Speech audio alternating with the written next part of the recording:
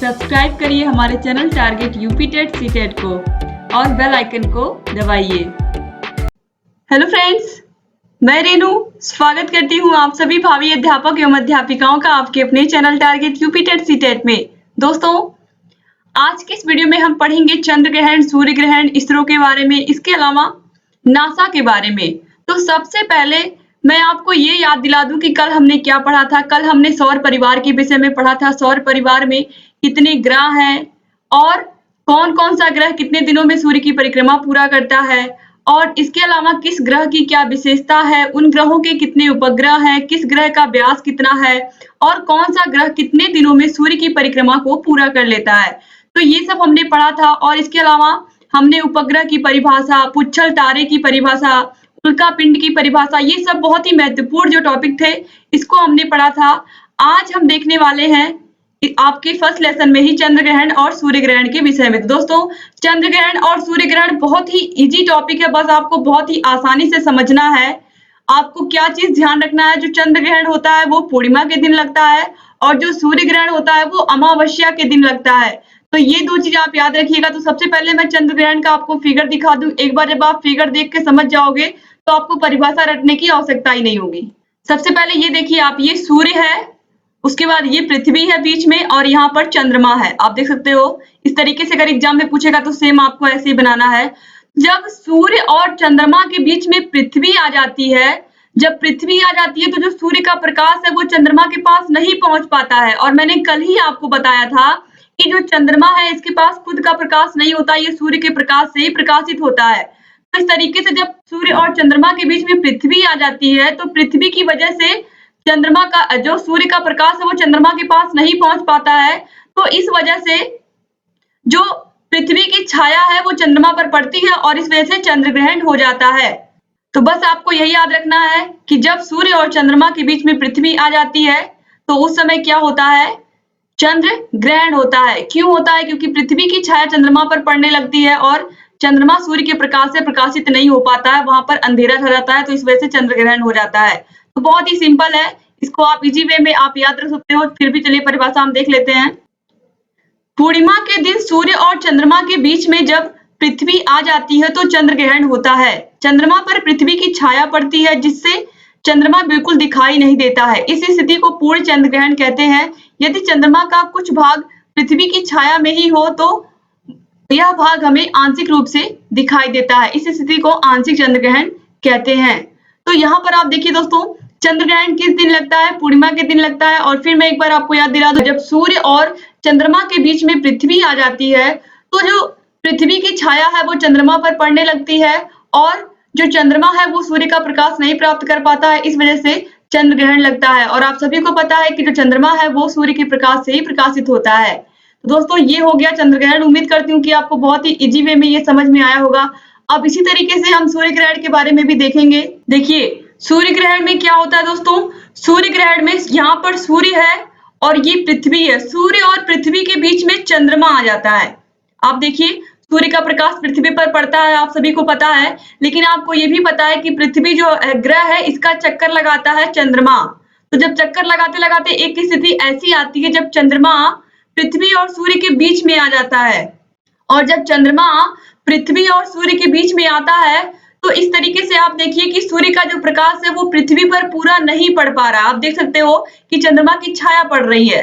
तो इस तरीके से जो भाग यहाँ पर ढका हुआ दिखता है सूर्य का, हमें उससे हम आंशिक सूर्य ग्रहण कहते हैं। और जब हमें पृथ्वी से पूरा सूर्य ढका हुआ दिखता है तो हम उसको पूर्ण सूर्य ग्रहण कहते हैं। तो यहाँ पर आप देख सकते हो कि इस तरीके से सूर्य, पृथ्वी के बीच में चंद्रमा है और चंद्रमा के बीच में होने की वजह से चंद्रमा की छाया पृथ्वी पर पड़ रही है और पृथ्वी को सूर्य दिखाई नहीं दे रहा है, या यूं कहें कि जो सूर्य का प्रकाश है वो पृथ्वी तक नहीं पहुंच पा रहा है। तो आप देख सकते हो इस तरीके से कि पृथ्वी का वह भाग जहां पर पूर्ण सूर्य ग्रहण दिखाई देगा। कहां पर दिखाई देगा? जो भाग चंद्रमा की छाया से आच्छादित होगा, यानी कि जहां पर चंद्रमा की छाया पूरी पड़ेगी उस भाग पर हमें पूर्ण सूर्य ग्रहण दिखाई देगा। तो आप देख सकते हो। और जहां पर चंद्रमा की छाया नहीं पड़ेगी उस भाग पर हमको आंशिक सूर्य ग्रहण दिखाई देगा। तो इस तरीके से ये आपको याद रखना है कि जब सूर्य और पृथ्वी के बीच में चंद्रमा आ जाता है तो उस समय सूर्य ग्रहण लगता है। बहुत ही इजी है इसका फिगर बनाना, आप देख सकते हो। और आपको एग्जाम में ऐसे ही फिगर बनाना है अगर एग्जाम में पूछता है ये क्वेश्चन, और आसानी से उम्मीद करती हूँ कि आपको भूलेगा नहीं। और एक चीज कि सूर्य ग्रहण अमावस्या के दिन लगता है और चंद्र ग्रहण पूर्णिमा के दिन लगता है, तो ये दोनों आप याद रखिएगा। कभी कभी एग्जाम में यही दोनों पॉइंट्स पूछ लेता है, तो मैं बार बार रिपीट कर दे रही हूँ इसीलिए। तो इस तरह देखिए, अमावस्या के दिन सूर्य और पृथ्वी के बीच में चंद्रमा आ जाता है और चंद्रमा की छाया पृथ्वी पर पड़ने लगती है। इस प्रकार सूर्य का वह भाग दिखाई नहीं पड़ता है जो चंद्रमा से ढक जाता है। पृथ्वी के जिस क्षेत्र में चंद्रमा सूर्य को पूरी तरीके से अवरुद्ध कर देता है, तो उस जगह पर क्या होता है, पूर्ण सूर्य ग्रहण दिखाई देता है। और दोस्तों, यहाँ पर आपने चंद्र ग्रहण और सूर्य ग्रहण के विषय में पढ़ लिया। अब हम देखेंगे यहाँ पर कि भारत ने अंतरिक्ष में अपना क्या योगदान दिया है और हमारा भारत देश कितना आगे है अंतरिक्ष में। तो यहाँ पर देखिए, जो इंडियन स्पेस रिसर्च ऑर्गेनाइजेशन है, इसरो, जिसको हम शॉर्ट फॉर्म में कहते हैं, कभी कभी इसका फुल फॉर्म आपसे एग्जाम में पूछ लेता है, तो आपको याद होना चाहिए कि इंडियन स्पेस रिसर्च ऑर्गेनाइजेशन इसका फुल फॉर्म है।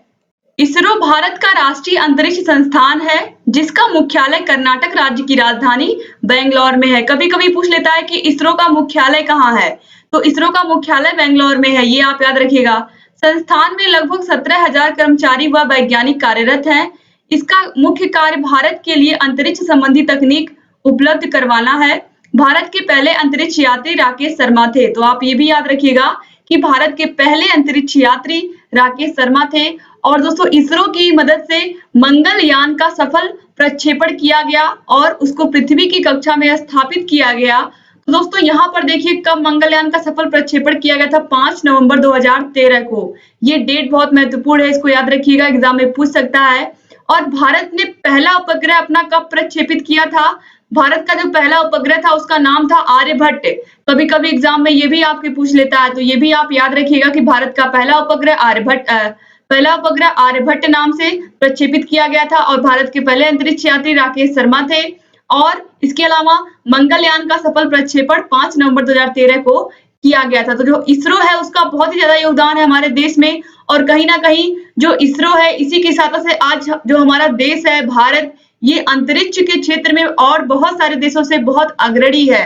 तो इसलिए आप इसरो का नाम, इसरो का फुल फॉर्म आप याद रखिएगा। और यहाँ पर जितने पॉइंट्स मैंने लिखे हैं सब बहुत ही महत्वपूर्ण है, तो इसीलिए आप लोग इसको अच्छे से देख लीजिए और अच्छे से समझ लीजिए दोस्तों, क्योंकि एग्जाम में इससे क्वेश्चन बनते हैं। इसके बाद है नासा। नासा के विषय में भी आपको जानना जरूरी है। ये क्या है? National aeronautics and space administration, इसका भी फुल फॉर्म आप याद रखिएगा।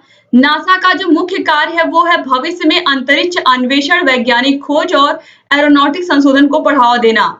और इसकी संस्थापना हुई थी 29 जुलाई 1958 को, और ये अमेरिका के द्वारा ये बनाई हुई पूरी अंतरिक्ष एजेंसी है जो पूरे विश्व में सभी देशों में अंतरिक्ष अन्वेषण, कौन कौन से अंतरिक्ष अन्वेषण हो रहे हैं, कौन कौन से वैज्ञानिक खोजें हो रही हैं, ये इन सभी में अपना योगदान देता है। और जो भी देश आगे निकलता है अंतरिक्ष में उसका ये क्या करता है, प्रोत्साहन करता है, नासा। तो अमेरिकी सरकार के अधिकार क्षेत्र में नासा आता है। और दोस्तों, जो भी अंतरिक्ष यात्री बनना चाहता है उसका सपना होता है कि वो व्यक्ति नासा के लिए कार्य करे, नासा में एक बार जरूर जाए।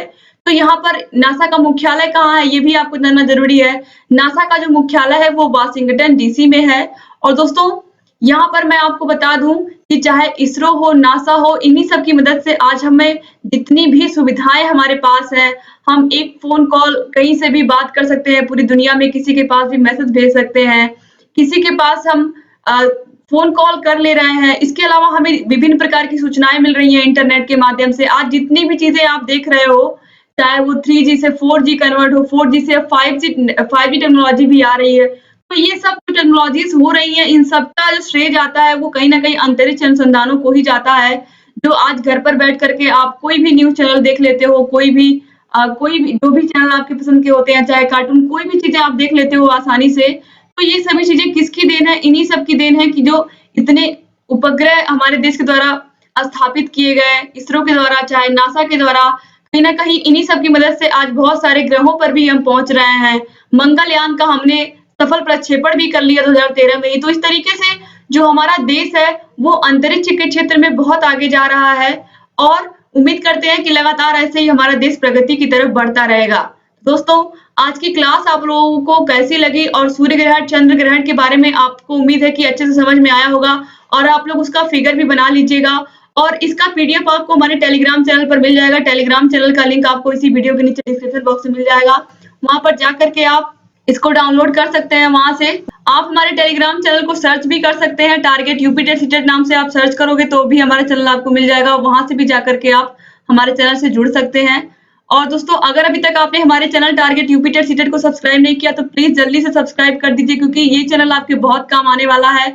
हम लोग पहले आप लोगों के सभी चैप्टर्स, सभी सब्जेक्ट के सभी चैप्टर्स को कंप्लीटली क्लासेस के माध्यम से हम लोग पढ़ा रहे हैं और हर एक विषय की क्लासेस का हमने पूरा प्लेलिस्ट बना दिया है और सभी सब्जेक्ट की क्लासेस की प्लेलिस्ट की लिंक आपको इसी वीडियो के नीचे डिस्क्रिप्शन बॉक्स में मिल जाएगी और आप लोग आसानी से सभी वीडियोस को देख सकते हैं। और इस तरीके से दोस्तों, आप लोगों को कहीं और जाने की आवश्यकता नहीं है, बस आप हमारे चैनल से जुड़े रहिए और सभी वीडियोस को ऐसे देखते रहिए और आपके जितने भी फ्रेंड्स हैं डीएलएड के, सब कुछ वीडियो को शेयर करिए, जिससे अधिक से अधिक हमारे डीएलएड के भाई बहन हमसे जुड़ सके और जितने भी वीडियोस हम लाते हैं वो सभी आप लोग देख सके। तो ऐसे ही आप लोग हमारे वीडियोस को दोस्तों देखते रहिए और जहाँ कहीं भी आपको कोई समस्या है आप लोग कमेंट बॉक्स में कमेंट करके हमें बताते रहिए। आगे चल करके हम आपके सभी आपकी जितनी भी सब्जेक्ट है उनको तो हम खत्म करेंगे, साथ ही साथ आप लोगों को आगे चल करके UP TET, CTET, super TET सबकी तैयारी करवाएंगे। तो लगातार ऐसे ही हमारे चैनल से जुड़े रहिए और सभी वीडियोस को ऐसे ही देखते रहिए और हम लोग ऐसे ही वीडियोस आप लोग के लिए लाते रहेंगे। आगे चल के आपको भी हमको previous year question paper solve करवाने हैं, मॉडल पेपर सॉल्व करवाने हैं, इंपॉर्टेंट क्वेश्चन सॉल्व करवाने हैं, तो वो सब हम करवाएंगे। बस आप लोगों को ऐसे ही हमारा साथ देना है और लगातार हमारे चैनल से ऐसे ही जुड़े रहना है। तो दोस्तों, मिलते हैं नेक्स्ट वीडियो में। वीडियो पूरा देखने के लिए आप सभी लोग का बहुत बहुत धन्यवाद। तब तक अपना ख्याल रखिए। मिलते हैं नेक्स्ट वीडियो में। जय हिंद दोस्तों।